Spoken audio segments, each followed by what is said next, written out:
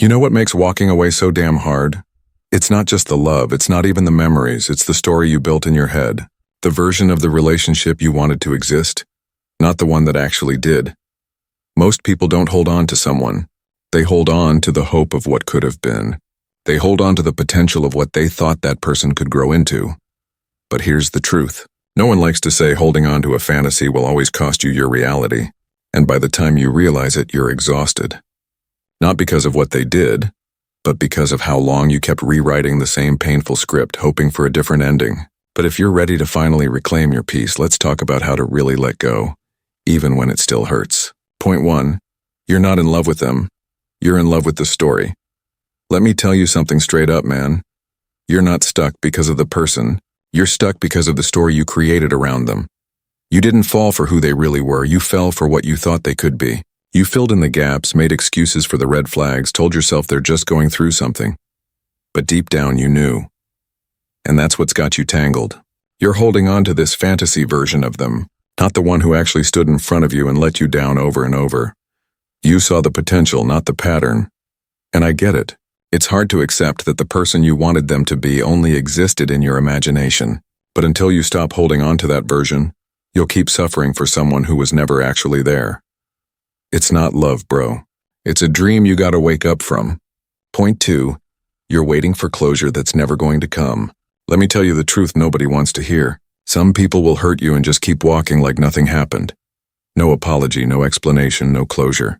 And if you keep sitting there waiting for that one last conversation to make it all make sense, you're only dragging out your own pain. You keep thinking, maybe if I just knew why.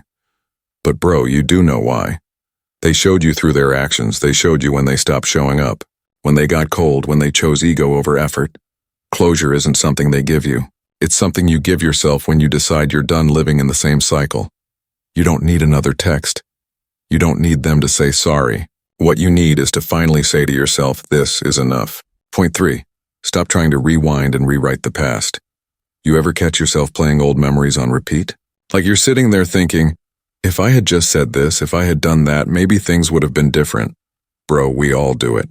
We go back in our minds trying to rewrite a past that's already carved in stone. But let me be real with you. The past didn't fail because of one conversation or one moment. It failed because deep down it was never aligned. You weren't on the same page. And trying to go back and fix it in your head only keeps you stuck in a story that already ended. At some point, you've got to stop being the editor of a movie that's already wrapped. Because every second you spend back there, you're robbing your future of peace. It's time to close the chapter, not keep rewriting it. Point 4. Love shouldn't feel like a test you have to pass. Let me ask you something. When did love become this thing you had to earn? When did it turn into jumping through hoops, proving your worth, showing over and over again that you're enough? That's not love, bro. That's a performance. And the more you keep trying to prove you're lovable, the more you lose yourself in the process. You weren't built to be in constant survival mode in your own relationship. It's not supposed to drain you, make you question yourself, or feel like a competition. Real love doesn't make you beg. It doesn't make you feel like you're always one mistake away from losing it. And if you've been stuck thinking that holding on shows strength, maybe the strongest thing you can do now is let go and stop treating pain like a badge of honor. Point 5. Peace isn't loud. That's why it feels so foreign at first. You ever notice how when things are finally quiet, your mind starts racing? Like you cut them off, the chaos stops, but now it's just you and your thoughts. And that silence hits harder than you expected. But that's not a bad thing. That's what peace feels like in the beginning.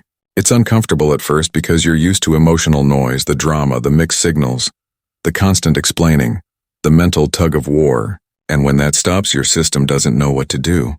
But give it time, bro. That silence, it's not emptiness, it's recovery. It's the sound of you finally choosing you.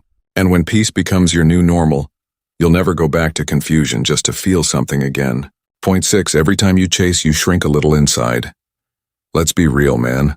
Every time you double text, every time you break your own boundary just to keep the peace, every time you try to convince someone to care, you lose a piece of yourself. You might think you're fighting for love, but what you're really doing is abandoning yourself bit by bit. Because love should never require you to become smaller, quieter, or more acceptable just to be kept around. You're not here to prove you're worthy. You were already worthy. They just couldn't see it. And chasing someone who overlooks your value, that's not love. That's self-neglect. The moment you stop chasing, bro, that's when you start remembering who you really are. Point 7, you can't heal in the same place that broke you. Look, I know it's tempting to go back to replay the good moments, to think maybe if we just try again this time, it will work. But here's the thing. You can't rebuild your peace in the same space that shattered it. You can't heal next to the same person who made you question your worth, because healing takes safety. And if you never felt emotionally safe with them, what are you really going back to? A cycle, not love, and I get it. The past had its beautiful moments, but if you keep running back to the fire that burned you, don't be surprised when it still hurts. Sometimes the only way to move forward is to stop looking back. Point 8.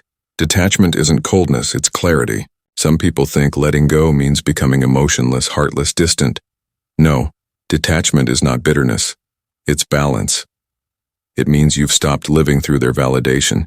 It means you've taken your power back. When you detach, you don't stop caring. You just stop over-caring for someone who never made space for your heart in the first place. So here's what I want you to take from this. Letting go isn't a one-time decision, it's a practice. It's a quiet choice you make every single day to stop looking back, to stop hoping they'll change, and to finally start building the life you deserve. You're not the man who needs to beg. You're not the man who needs to prove. You're the man who leads with peace and walks away with power. And if you've been holding on to someone who never showed up for you the way you showed up for them, I want you to drop one word in the comments. Done. Just that. Let the world know you're done begging, done breaking your own heart, done settling. Because from here on out, it's you versus everything that tried to break you. And I'm betting on you, bro. Every